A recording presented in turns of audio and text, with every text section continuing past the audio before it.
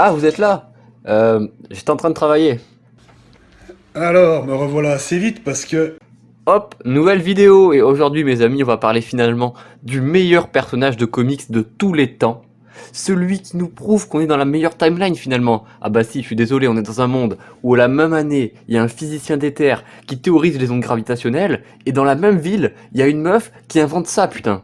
Est-ce qu'on n'est pas dans la meilleure timeline finalement? Mesdames et messieurs, laissez-moi l'immense honneur de vous présenter Code Peace, alias la braguette. Oui, cette vidéo est déjà mémorable. Je suis doté d'énormément de swag. T'es gros, hein? Ah, il est gros, mon levier de vitesse. Donc dans cette vidéo, on va voir son histoire, son attirail, ses hauts faits, et où est-ce qu'on peut le retrouver finalement. Une vidéo peut-être en apparence classique, mais n'oublions pas que nous parlons de la braguette. Son histoire. Oui, ça me fait rire de faire des titres. Le récit s'ouvre dans un lycée, où notre protagoniste invite une jeune damoiselle à sortir avec lui. Cependant, comment cela se fait? Elle refuse, parce qu'il est trop petit. C'est un quiproquo. Or, par la suite, nous découvrâmes, époustouflés, qu'elle ne parlait point de sa chose, mais bien de sa taille de manière globale. Il était trop petit.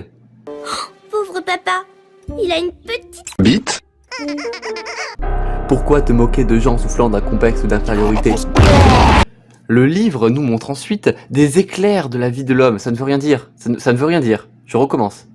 Donc le livre nous montre ensuite des brides de la vie de cet homme à l'université, puis à l'âge adulte, où son complexe d'infériorité finalement va le poursuivre tout au long de sa vie, comme un vendeur dans un H&M finalement.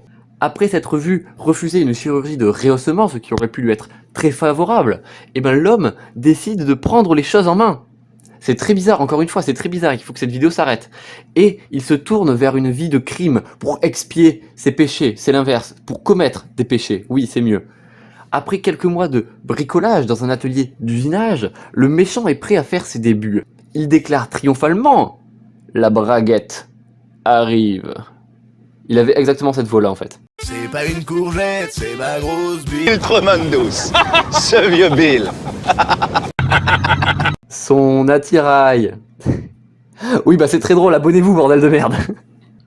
Donc son attirail va être une arme multipièce. Ça va être composé d'une pièce maîtresse qui ressemble fortement à un canon, Il s'agit du plus grand et lourd canon jamais construit par l'homme. contrôlable depuis un panneau de contrôle situé sur son torse même. J'ai beaucoup de mal. Je vais être honnête avec vous, je commence à craquer. Et on peut le dire de manière extrêmement classe, c'est un peu le Hawkeye de la bite finalement.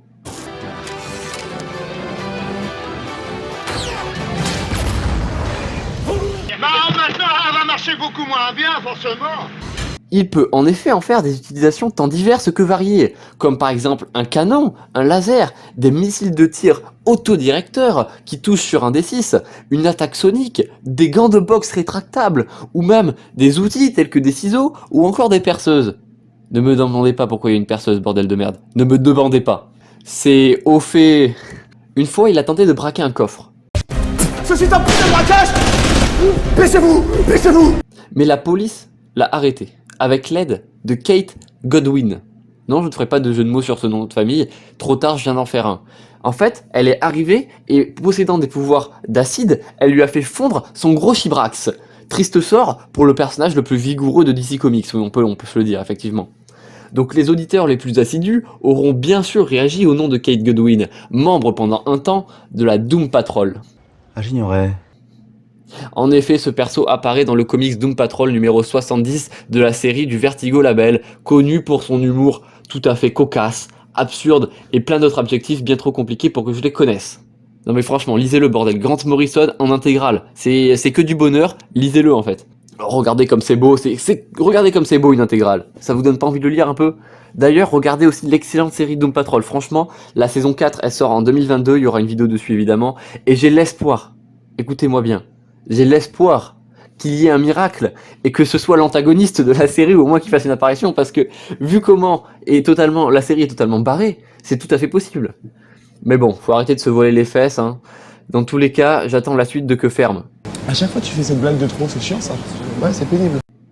Voilà, c'est tout pour moi, globalement, je pense que c'est bon.